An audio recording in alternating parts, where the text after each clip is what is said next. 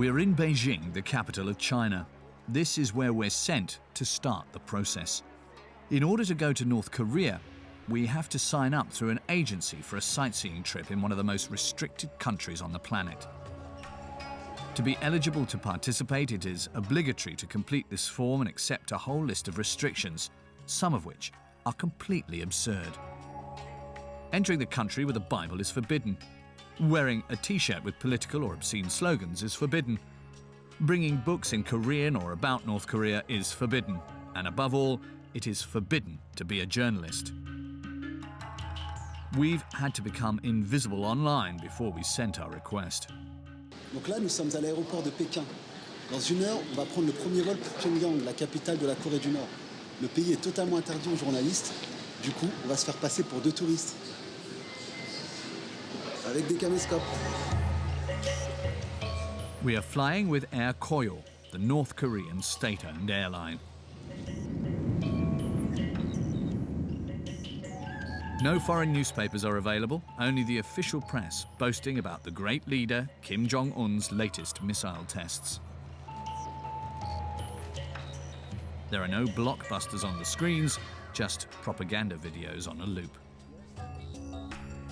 After an hour and a half, we fly over Pyongyang, the capital of a closed country led by a 34-year-old dictator who's been terrifying the world for several months. Already, our camera is causing problems. Yes? Please don't take pictures. Please don't take pictures. Okay, okay.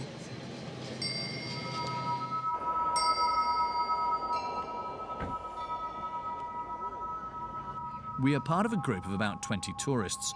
All nationalities are accepted except South Koreans, who are the regime's worst enemies. Through the window, we discover the new face of the country. Kim Jong Un has not only built missiles, modern skyscrapers have also appeared. For 10 days, we will be guided around the country. There is no question of travelling around ourselves. Our trip will be monitored very closely. Don't cut it up, don't chop off. The regulation is do not taking photos of military or military installations.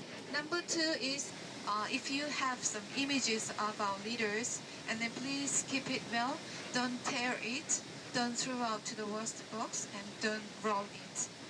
If you do not add, it's kind of insult for Korean people. The final thing is the foreigners cannot go out far away from the hotel unaccompanied by your guide. So it's forbidden. We arrive at our hotel, the only one to welcome foreign tourists, to find our first surprise. J'avais un petit cadenas. Ouais. Et le cadenas, il a disparu. Pour une raison simple, c'est que la valise, ils l'ont fouillée. Comme tu vois, j'avais... bon, comme ça n'a pas très bien rangé et tout ça, mais tous les trucs ont été jetés à l'intérieur de la valise. Hop. Je sais pas exactement ce qu'ils cherchaient, enfin bon, bref. Ma trousse de toilette a été totalement retournée. Every year, 5,000 Western tourists visit North Korea, but the authorities have become more and more suspicious. It was during an organised trip like this one that the American student, Otto Warmbier, was arrested in January 2016, accused of stealing a propaganda poster from this same hotel.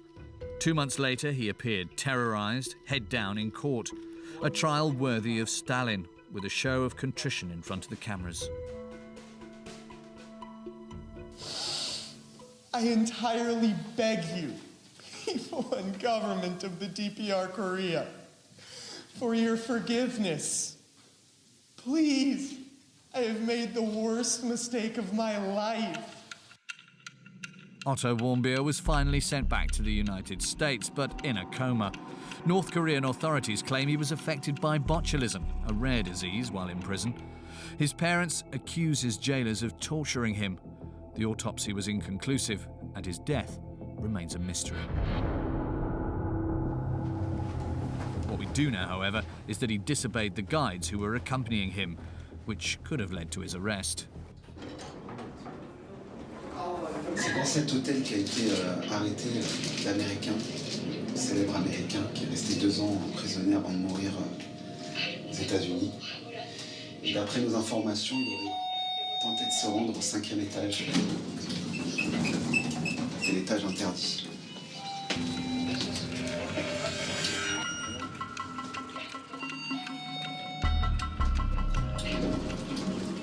Ok, vas-y. Donc comme vous pouvez voir, il n'y a pas de 5e étage. On passe directement du 4 au 6. Le seul moyen de s'y rendre, c'est par les escaliers. Et c'est complètement interdit. It's impossible to know what is on the mysterious 5th floor, but we have been warned that crossing this line would put us in danger. It's the country full of both fantasies and anxieties. North Korea is one of the most savage dictatorships in the world. Its leader, Kim Jong Un, is a head of state who is both mysterious and whimsical. He cultivates a certain secrecy around himself and never gives any interviews, but he feeds his people with stories of his exploits. Since he arrived in power 5 years ago, his country has never been so close to becoming a nuclear power. Nothing can stop him, not even Donald Trump. If it is forced to defend itself or its allies, we will have no choice but to totally destroy North Korea. Rocket Man is on a suicide mission for himself. During our stay, we will discover what the regime wants to show foreigners. Gigantic monuments glorifying great leaders of the country and a society obeying orders. An undercover report where it can be dangerous to get the camera out. We will plunge into a country that is drowning in propaganda, where everything is done to prepare the population for war. We succeeded in launching the H-bomb, and we will defend our country from the US. The inhabitants are indoctrinated. Kim Jong Un's missiles are displayed everywhere. The target, the great American Satan. I hate them. Today, still today. Still today, U.S. Army is our biggest enemy. Here they sing the dictator's praises in the streets, in the countryside, and even in the primary schools.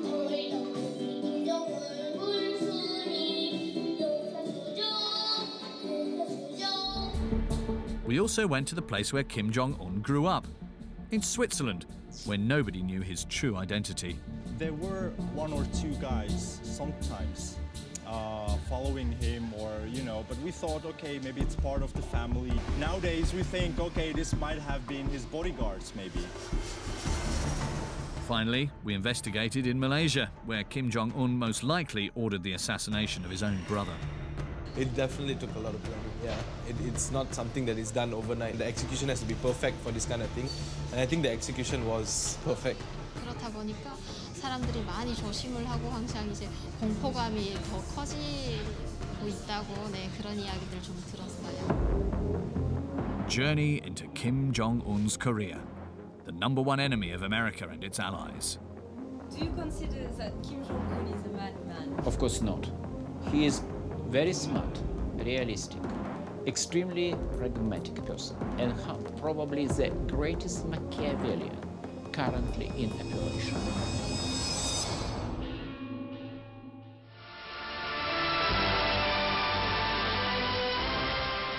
위대한 용도자 김정일 동지께서 서거하셨다는 것을 가장 비통한 심정으로 알린다.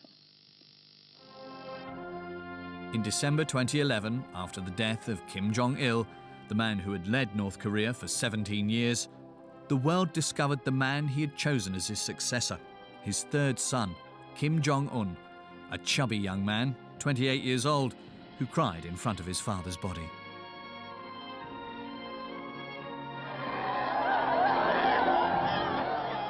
State television captured the distress of the North Korean people. In the snow, hundreds of thousands of people cried and wailed. Outrageous scenes of grief filmed close up by cameras of the regime.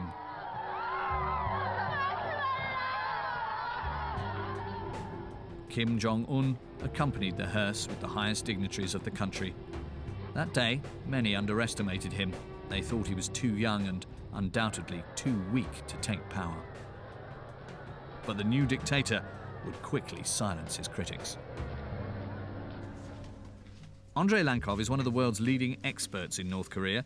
He's written many books about Kim Jong Un, his father, and his grandfather. You have the coffin, and you have 8 people who are walking next to the coffin. Kim Jong Un is number 1. Who is after him? It's his uncle, Chung Son-hek. At that time, the single most important, most influential official in the country. For about a year, he was to remain Kim Jong Un's closest advisor. Then, during a cabinet meeting, the secret police broke in and in front of cameras actually arrested him and dragged him away. And next day, the main official newspaper declared that he was a traitor and was executed. Kim Jong Un showed no weakness. In the following months, he eliminated all of the most powerful members of the regime. Excluding Kim Jong Un, 7 people. Of these people, 5 were to disappear or lose their jobs. 2 of them are known to be dead. The fate of the remaining 3 is not clear, but they almost definitely have been purged. It's cruel, yes, but if you look at history of any monarchy, pre-modern monarchy, you will see a lot of similar situation. It's very dangerous to be an advisor or regent to a young king. The country bows down. Kim Jong Un showed that he would go to any lengths to stay in power, and with propaganda that played scenes of soldiers overjoyed at having a new leader on a loop, Un sent a message. It was better not to get in his way.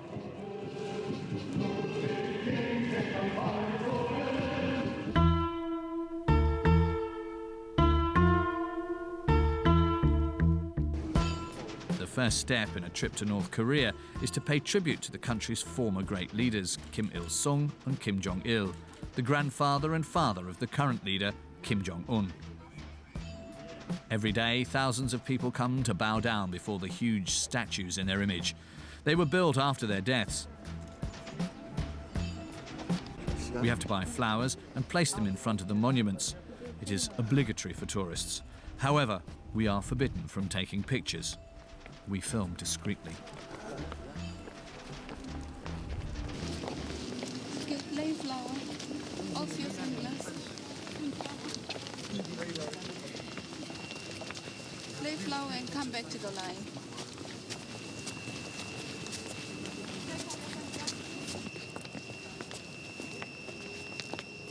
May we take one bow? After we have bowed, we're allowed to film the statues, but again, there are instructions to follow. Several guides accompany us the entire time.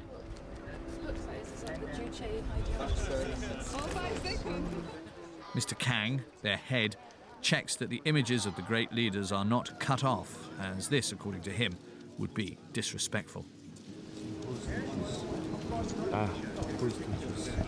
Okay. Like that? Okay.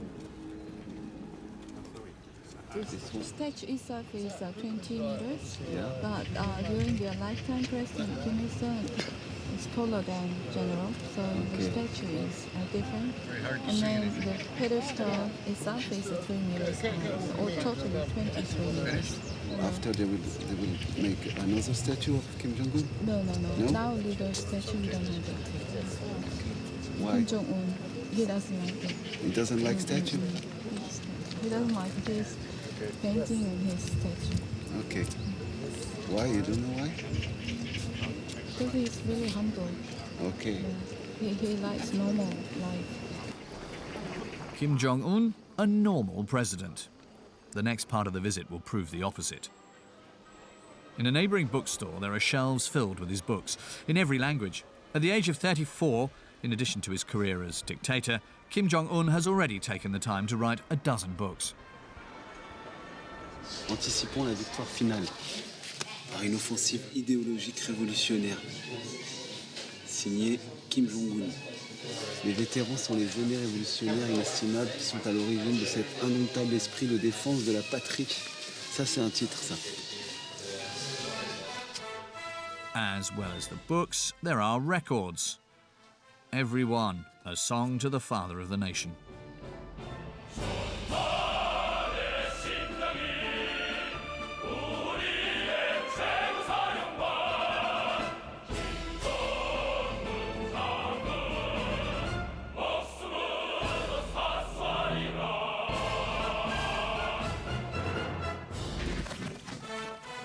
Kim Jong Un, like his father and grandfather before him, is entitled to the daily honours of propaganda.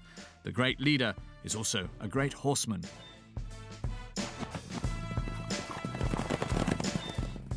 He also drives a tank, a submarine, and an airliner. 언제나 하늘 소병들과 함께 비행기를 타고 자국의 푸른 하늘을 날고 싶은 것이 자신의 심정이라고 늘 말씀하고 나시는 경의하는 최고 사령관 동지. Kim Jong Un is also the friend of the elderly. A man who makes children quiver with emotion and women cry with love. Un, a demigod worshipped by his people.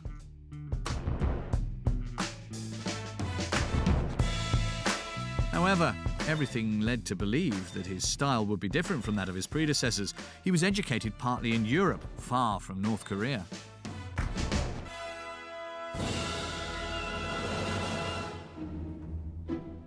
Kim Jong Un's childhood remains somewhat mysterious.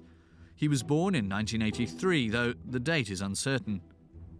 Here he is with his mother, a former dancer, the second wife of his father, Kim Jong-il. As a teenager, he was sent to continue his studies at the other end of the earth, in the small town of Libreville, Switzerland. The country is one of the few to maintain diplomatic relations with North Korea. Moreover, the education there is reputed to be excellent. This morning I read newspapers, and on the first page you can see is my friend that I used to go to school with, and this was the exact school where, he was walking around. Nikola Kovacevic knew the young Un from the first year of the local high school. He wasn't really special in any way. He used to run around, he used to be very open actually. I do remember him talking High German quite well. At the time, only the Swiss authorities knew that they were housing the family of a dictator. Un moved to the country with his brother and sister. Here is their entry document to the country. The three children kept the first names, but their surname, Kim, was changed to Pak. So Kim Jong-un was called Pak Hun. His true identity was never revealed during his stay. Even his friends didn't suspect anything. I remember the first time I saw him, they were mentioning that we will have a new class member, and he's apparently from North Korea. And I do exactly remember they told me he's the son of the ambassador. Later, the Swiss newspaper Sonntagszeitung ordered an anthropometric study comparing the face of the young boy and the current dictator. There's no doubt it's the same man, a few years older and a few kilos heavier. In Switzerland, he could not arouse any suspicions, even if his life didn't always resemble that of an ambassador's son. There were one or two guys sometimes following him but we thought, okay, maybe it's part of the family. We were not really even asking who are these guys. We just kind of accepted them. They were sometimes joining us for a basket game. Nowadays we think, okay, this might have been his bodyguards maybe. So right now we are at the exact place where Jung Un used to live. That was his apartment. So this was his entrance, so he used to walk in and walk out, go to school. The apartment has since been resold. Photos of the interior have been released. This is where the young Kim Jong-un lived. Nothing luxurious for the son of a head of state, but the teenager did have some privileges. He was, by that I really meant without parents. he was having his apartment, and the other apartment was maybe for his workers or people that used to care for him. He was having cooks or maybe other people who used to serve him even maybe. He was having a room filled with basketball stuff where Michael Jordan's shirt or, the original NBA basketball, was inside. NBA was back then the most popular sport in the United States, right? So I think you cannot like NBA and hate or not like the United States on the other hand. After 2 years spent in the greatest secrecy, Un disappeared overnight, repatriated to his homeland. It would seem that he didn't learn anything from the democracy lessons on the Swiss school curriculum. On the other hand, he returned passionate about Western culture, and it showed.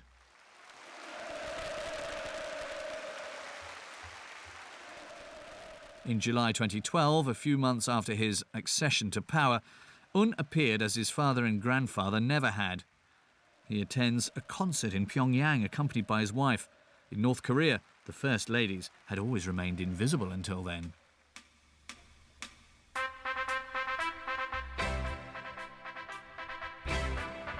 On stage, the orchestra plays the music from the film Rocky. In the background, images of Sylvester Stallone crushing his Soviet enemy.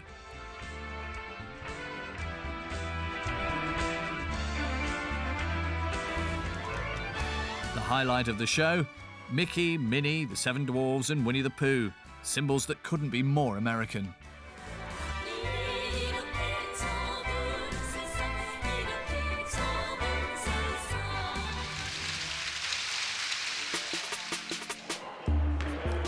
Two years later, he publicly proclaims his passion for US basketball. He invites Dennis Rodman, the NBA star, to Pyongyang for his birthday. Happy birthday to you. Happy birthday, dear Marshall. Happy birthday to you. As well as basketball, Kim Jong Un brought back other souvenirs of his experience in Europe. Under his rule, North Korea changed. He introduced some economic liberalization, which brought money into the country. In Pyongyang, modern buildings were built. American-style towers now overlook the statues of the great leaders. Kim Jong Un also unveiled some typically Swiss installations, ski slopes and other entertainment venues.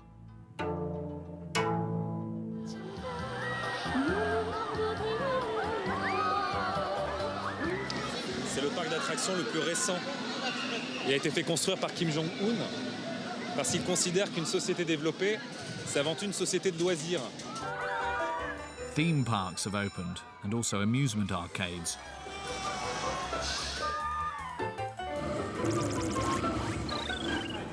Bowling alleys and bars, even if it is only the most privileged who go. Our guides are proud to show us that life is happy in their country, but it is impossible to know what daily life really looks like for North Koreans. We're forbidden from talking to them.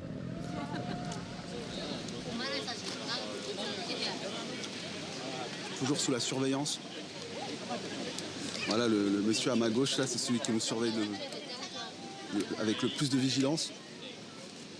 C'est le chef des guides. Mm-hmm. Ok. James, let's go. To find out what is hiding behind the dances and the outward smiles, we have to go to a neighbouring country, where speaking isn't a crime. We're in Seoul, the capital of the biggest enemy of North Korea, South Korea. In the country, there are 30,000 North Koreans who fled the neighbouring dictatorship to seek refuge here. 안녕하세요. 이쪽으로 앉으시면 돼요. 네, 가방 이쪽에 둬도 될까요? 네, 감사합니다. Choi Soo-yang, 26, secretly left Pyongyang in 2014, 2 years after Kim Jong Un took power. She tells us that nothing has changed. She's taken part in several television shows that report on life in the North. On the air, along with the hosts, she mocks Kim Jong Un's politics. 그 식생활을 좀 개선해보려고 김정은이가 군에서 콩농사 열풍을 되게 세차게 불러일으키라고 그러거든요. 콩농사? 네, 콩농사. 네, 그러면서 우리 남한으로 말하면 국방부 장관이죠. 네, 그런 북한군 청정치국장한테 당신 청정치국장이 아니라 군인들 속에서 콩정치국장이라고 불릴 정도로 콩농사에 대한 그런 네. In Seoul, Su Yang discovered an environment she'd never dreamed of, a world which is highly connected instead of cut off from everything. 북한에서는 개인이 자가용을 소지할 수가 없고 차 운전이라는 걸 이제 꿈도 꿔보지 못했습니다. In the north, only a small group of extremely rich individuals can drive their own vehicles, just one injustice among so many others. However, Su Yang believed in Kim Jong Un. His signs of openness and a taste for Western culture let her dream of big changes to come, a dream which didn't last. 정권을 잡기 전에 후계자로 등장을 했을 때 이제 그 위대성 교양이라고 해서 김정은에 대한 이제 우상화 선전을 많이 해왔어요. 그래서 이제 북한 사회에 큰 변화가 올 거다라는 이런 오지 않을까 이런 생각도 했던 것 같아요. 탈북자들이 너무 많아지고 있다 보니까 제가 나올 때보다 국경은 더 경계가 심해졌다고 하고 있고 그리고 북한에서 이제 예전에 내가 살 때도 정말 그 공포 체제야 정말 두려움이 컸거든요. 모든 것이 다 불법이에요. 북한에서 살아가려면 그 불법에 대한 이제 처벌을 너무 완전 강하게 하다 보니까 항상 불안하게 살았지만 지금은 더 정말 김정은이 어떤 지시를 했을 때 그 지시에 시범경으로 걸리는 사람들은 무조건 다 처형감인 거예요. 그렇다 보니까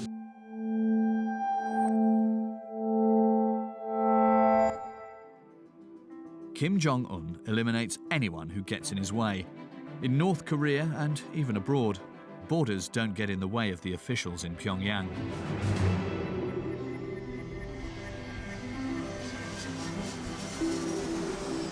We are in Kuala Lumpur, the capital of Malaysia. It was here that one of the most memorable assassinations of recent years took place. Kim Jong Un is reported to have had his own brother, Kim Jong Nam, killed. Nam was the first son of his dictator father. However, it wasn't him who was chosen to take power.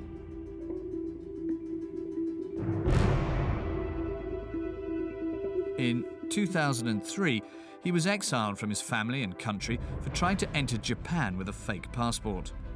After that, he lived between Macau and Malaysia. On the 13th of February last year, he was getting ready to take a flight at the international airport. He can be seen on these video surveillance images in a grey suit jacket with a bag on his back. The journalist, Timothy Ashariam, investigated the case. He looked like he was a traveller, any normal traveller going to board a flight. When he looks up at the board, he's looking for his flight. It's probably about 10 seconds, he looks at the board, and then he heads over to the kiosk counter to check in, the self-check-in.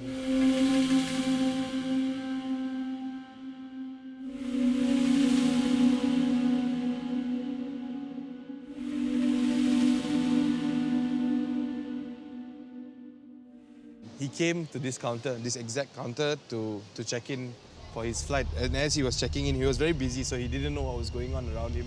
Do Un, the Vietnamese girl, she came from the back, and she went over his head from the back and pushed the cloth with him. And you can see him doing a double take, like he moved back a bit, and there's the other girl, Siti Aisha, came from the side to distract him while this was all going on. And then coolly, Siti Aisha went off this way, and Do Un went off that way.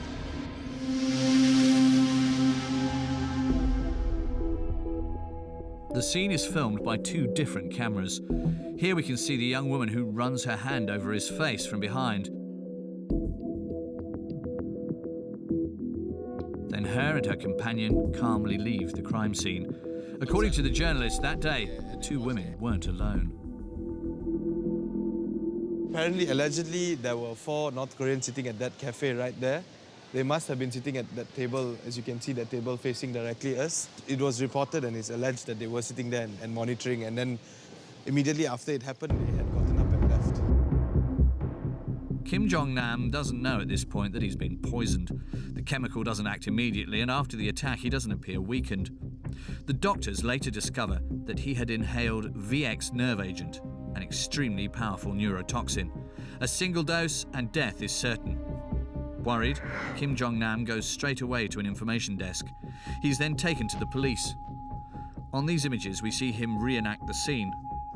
The policemen take him to the airport's medical centre. He starts to feel unwell.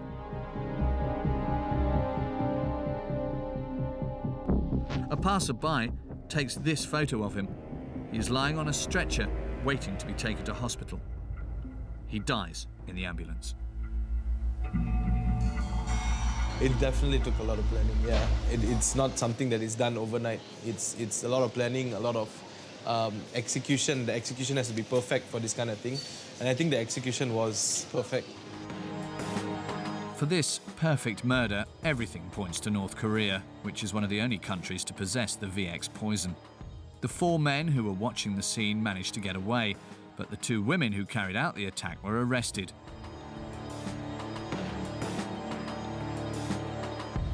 One of them chose a big-shot Malay lawyer to defend her, Dato Naran Singh. He claims it's all a plot, assuring that his client does not have the profile of a professional killer. She's a very pretty woman, you know. Anybody will pick her for acting, you see, like this, you see. And then she's very outgoing. Outgoing, I know. Very outgoing lady. She was in a TV show? Yeah, she has been. Several shows in Vietnam.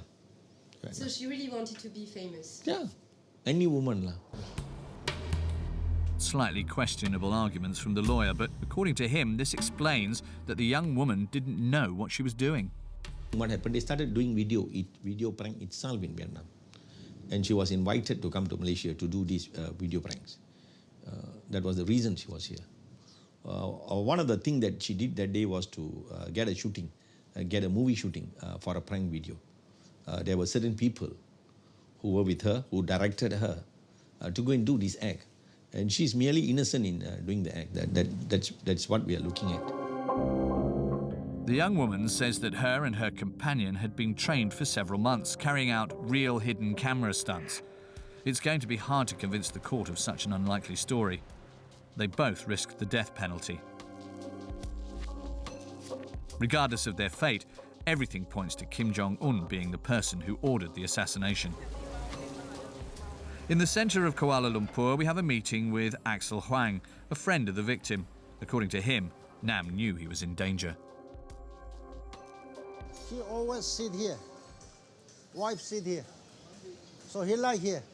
Because grass here. Okay? Grass protect. And then the security, two bodyguards, always sitting here. He was always accompanied by his bodyguards. However, the day of his assassination, he was alone. This is not surprising for his friend. What is this community so terrible? I have to talk to them. Young Nam was very good financial condition until Chang Song-tek was arrived. Remember Kim Jong Un's uncle, the one he had assassinated just after he arrived in power. Chang Song-tek was killed by Kim Jong Un. After that, all the pipeline, money pipeline, supply is stopped. So he got some suffering for the money, financial, I think, problem. No more money meant no more bodyguards. Kim Jong-nam became an easy target. Yet he still criticized his brother and the regime in Pyongyang. According to his friend, his fate was sealed. 2012, already Kim Jong Un trying to kill, order already, trying to kill Kim Jong-nam. In North Korea, internally Kim Jong Un have one big problem is Kim Jong-nam because his blood is no original blood. You understand? So Kim Il-sung here, Kim Jong-il here. But next one is who? Kim Jong-nam. Why? Because elder son. That's why he finally decided to kill him. After the assassination of Kim Jong Nam, Kim Jong Un laid low. From then on, he was the only one left with claim to the Kim legacy. At the same time, the dictator protected himself from his enemies outside by launching missiles and developing his nuclear weapons.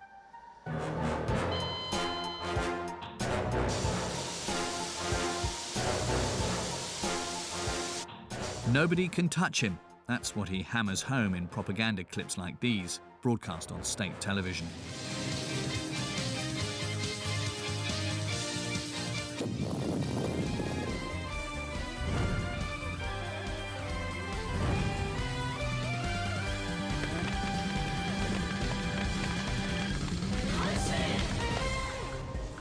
During our visit, the regime conducted a nuclear test.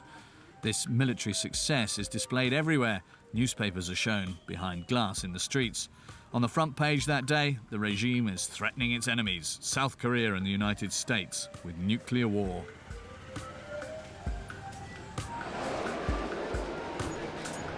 Même chez le coiffeur, il y a des affiches de bombes atomiques qui déchirent le drapeau américain.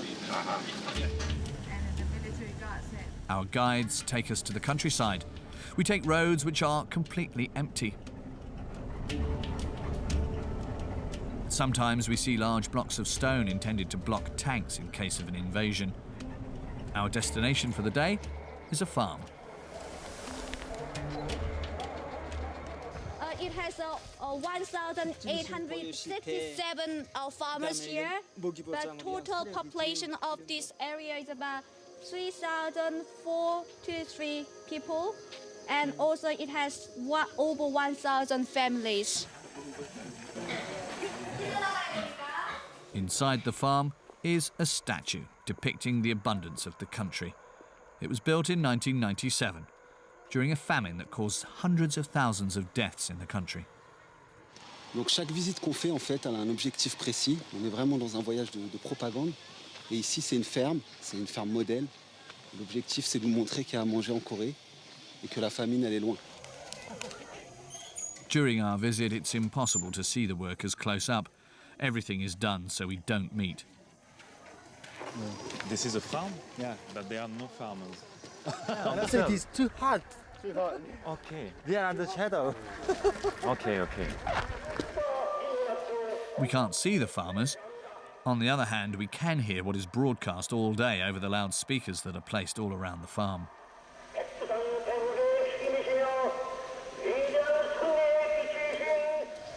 Miss Pak, what the speaker are saying? We succeeded in launching the H-bomb, new kind of H-bomb. So we will produce more developed H-bomb, and we will defend our country from the US or something like that. The missiles are everywhere, at the farm but also at the stamp museum that we visit. Cette série-là, c'est pour célébrer le lancement du missile intercontinental qui est passé au-dessus du Japon. Et là, on voit Kim Jong Un qui jubile, avec le poing comme ça. Et là, on voit les missiles. Voilà comment on envoie un courrier en Corée. It's the same when we go to a primary school. Our school is well known throughout the country as a model one. We've done a lot of things to realize the educational idea of the respect by Kim Jong Un and implement our party's policy for education. This is functional control system. We've made all the classrooms was intelligent. We are directing and controlling all the teaching here. For example, Hermit can see how many students are absent today here and can visit every lesson not to go to their classrooms. In this school, where both pupils and teachers are closely watched, we're shown a model of education, Kim Jong Un style. The children who play perfectly at football. Perfectly at table tennis. Little girls who perfectly master their dance steps or gymnastics. And who sing with a smile in their English lessons.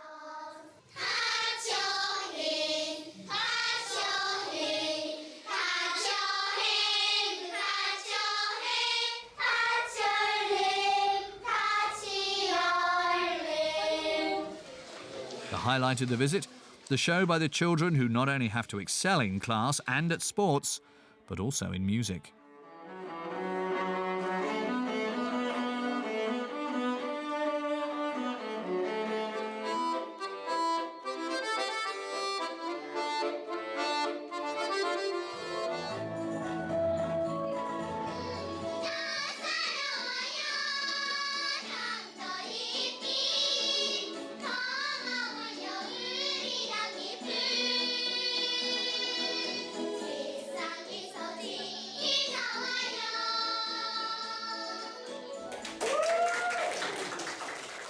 But behind the smiles which never leave the children's lips, the propaganda is always present. It's a young boy's turn to sing in front of us.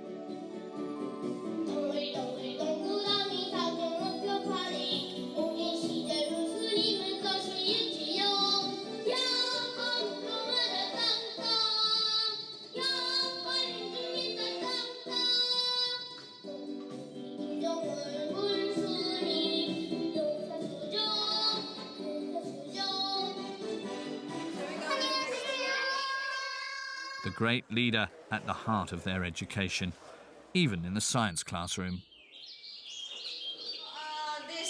At the middle school, our school children are learning the subject called nature. These two places shows the places where the satellite were launched. Man-made satellite for weather. Weather satellites which look a lot like Kim Jong Un's missiles. In the corridors, the posters are less ambiguous. Always missiles. Même dans l'école primaire, il y a des... And the children's education goes beyond the confines of the school. Later, we are taken to visit one of the most popular museums in the country, the Museum of American War Atrocities in the Sinchon region. A huge building built at the request of Kim Jong Un in 2015 to pay tribute to the victims of a massacre during the Korean War, which led to a total of 3 million deaths, of which 2 million were civilians, from the north and the south. As usual, everything is done so that we do not meet any North Koreans. Our guides wait for local visitors to come out of the museum before we go in. Marshal Kim Jong Un said, we don't have to forget, all of our people's miserable life at that time. So we have to renovate a newly built new museum, and the new generation have to know that, of our people's miserable and then the U.S. Army's brutal behavior. The museum describes how the American army attacked the population of the region for nearly 2 months in 1950. According to the North Koreans, over 35,000 people were killed. However, according to independent historians, if there was indeed a massacre, we do not know the precise number of victims nor who was responsible for the killings. It's impossible to know if the facts reported here are accurate. The photos, paintings and reconstructions spare no gory details. Everything is accompanied by dramatic music and the cries of children from the loudspeakers. They hold back the lady's 2 hands and they put the wooden stick between their legs. They use dogs to bite people.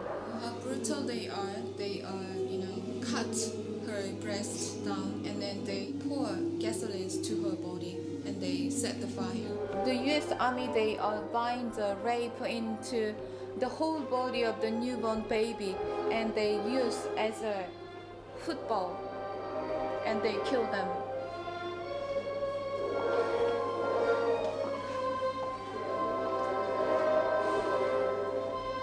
Is the children visit this museum? Yeah, children, primary, secondary, and adults. But it's very harsh and harmful pictures for children. Even children, they are, when they see that picture, and they say, we will always fight against the U.S. Army, they say. Shall we move? Visiting this museum is obligatory for all school children in the country from the age of nursery school. The United States accused North Korea of spreading propaganda about the massacre. According to Washington, the accusations against the American army are false. We ask our guide. Just did the United States recognize this massacre? She does not appreciate the question at all. Okay, question. What about you think about all of these things? Is it real? You think it's real, or is this liar? It's bullshit, or it is real? What do you think? And what about your opinion? My opinion, I hate them. Today, still today. Still today, they are still U.S. Army. You know, U.S. Army is our biggest enemy of this country. We leave the museum, but our guides want to maintain the ambience.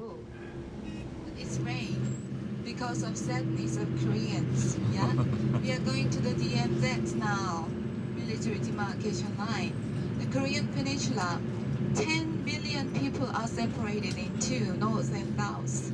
So today we are here, the very place of symbol of national tragedy. So the rain is coming because of it's crying. The sky is crying. The DMZ is the demilitarized zone between the North and South. An armistice was signed in 1953, but the two countries are still officially at war. An estimated 700,000 North Korean soldiers are gathered at the border, faced with 400,000 South Koreans, assisted by approximately 30,000 Americans. You're American soldiers. Yes, sir. It's an American, no? Enemy. And what is your feeling to see American soldiers here? It's Feeling strange. to revenge. Revenge them? We're taken to the room where the armistice was signed, but the language is far from peaceful. If the U.S. provoke Korean war again, then we will smash them, and then we will make nobody sign on the surrender document. And from their perspective, who better than Marshal Kim Jong Un to stand up to them? His portrait as a military leader is everywhere. They're now doing the military exercise in South Korean territory. So you're scared about that? Or? Never. Never. Because our military build-up is really strong. We have nuclear, we have H-bomb, we have all kind of military armed service,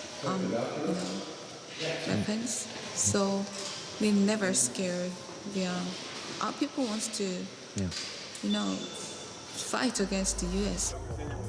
Is Kim Jong Un really ready to start a war with the Americans? We return to the other side of the border in South Korea to meet with Andrei Lankov, who knows the story of the Kim Dynasty by heart. He is in no doubt that the young dictator is just applying a calculated and thought-out strategy. Do you consider that Kim Jong Un is a madman? Of course not. He is very smart, realistic, extremely pragmatic person, and probably the greatest Machiavellian currently in operation. To start with, he is a survivor. He is a master of survival. He saw what has happened to many other regimes, which the United States and other Western powers bracketed together with his country. I'm talking about Libya, I'm talking about Iraq, I'm talking about Taliban Afghanistan. He doesn't want to go that way. And he understands that the only way to survive for him is to keep nuclear weapons, because he assumes that no country would ever attack a nuclear North Korea. According to Andrei Lankov, Kim Jong Un would be unstoppable. No more resistance, either at home or from abroad. Even so, some still try to fight him. An hour and a half from Seoul, we have a meeting with Lee Min-bok. He's a North Korean refugee. He escaped to South Korea a little over 20 years ago. He tells us that it was a leaflet against the Pyongyang regime that convinced him to flee.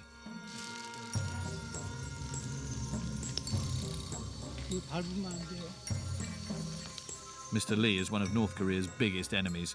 There is a price on his head. 에드볼은 풍선 제작하는 거예요. 여기다 이제 수도가스를 내가지고 삐라를 달아서 날린다고. 자, 이거 삐라 이게 전단이에요, 이게. In the bags are slogans against the regime, pages of the Bible which are forbidden in North Korea, and anti-Kim Jong Un films on USB keys. 2 men are with him from the South Korean police. 그 경찰이 여기 있습니까? 이민복 씨 북한 로스 코리아 테러.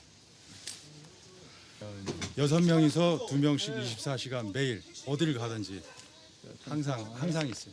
서로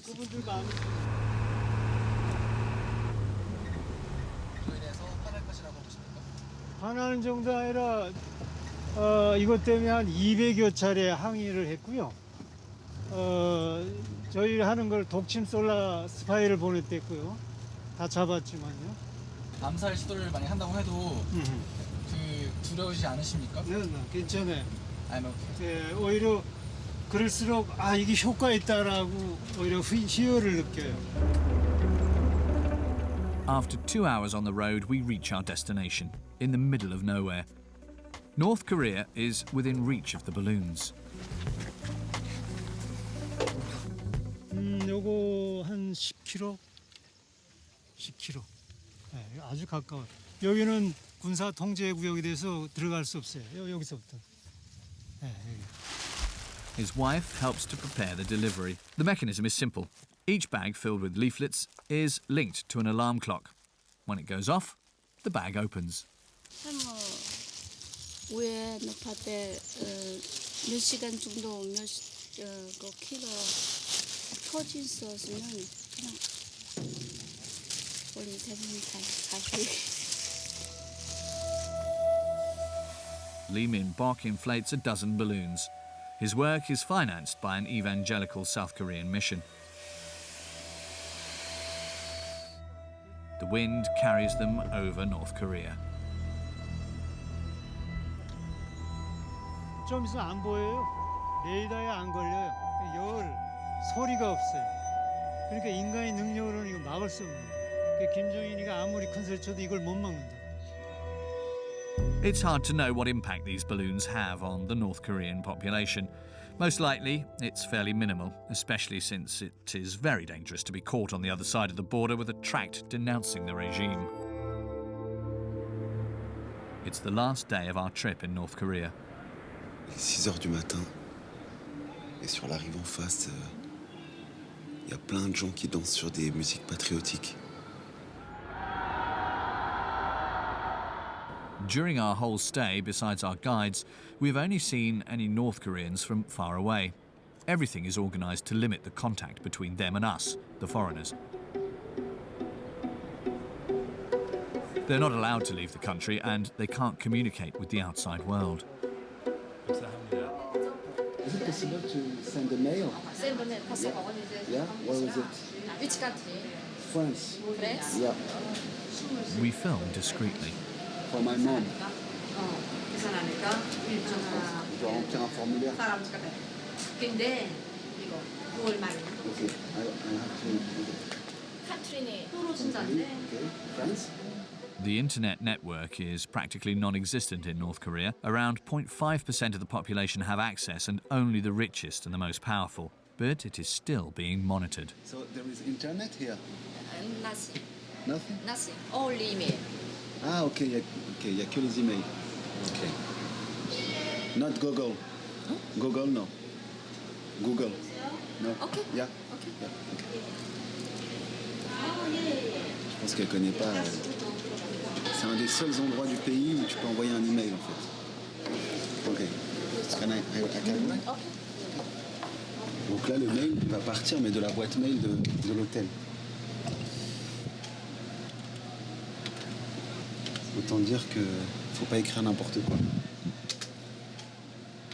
A simple email scrutinized by the hotel employee. Salut maman, je t'écris depuis la Corée du Nord. The text will be read before being sent, no doubt. Yeah, send. I send. You? Ok, c'est elle qui l'envoie. Donc c'est. It's okay? Okay. It's okay. Là, je dois laisser comme ça et c'est comme... Ok. Comme ça. And the huge majority of North Koreans don't even have access to this little window to the outside world. Today is a national holiday. Dances are organised everywhere in the streets.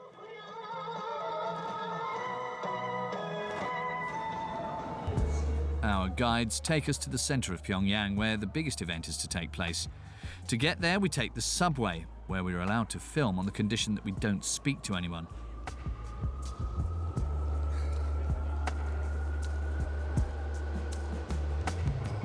We can only briefly see the North Koreans, who are submerged in propaganda. Posters to the glory of the party, portraits of the great leaders on the walls.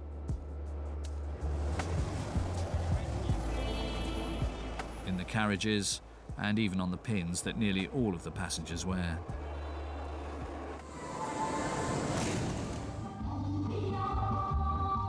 The grand finale of the day and our journey in the country is the celebrations of citizens who say they are just like any others.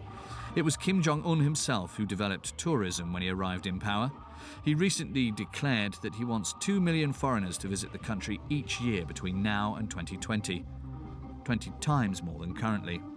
No doubt to show them the same things we saw, a society that is uniform, synchronized and smiling, but above all, one which is subservient.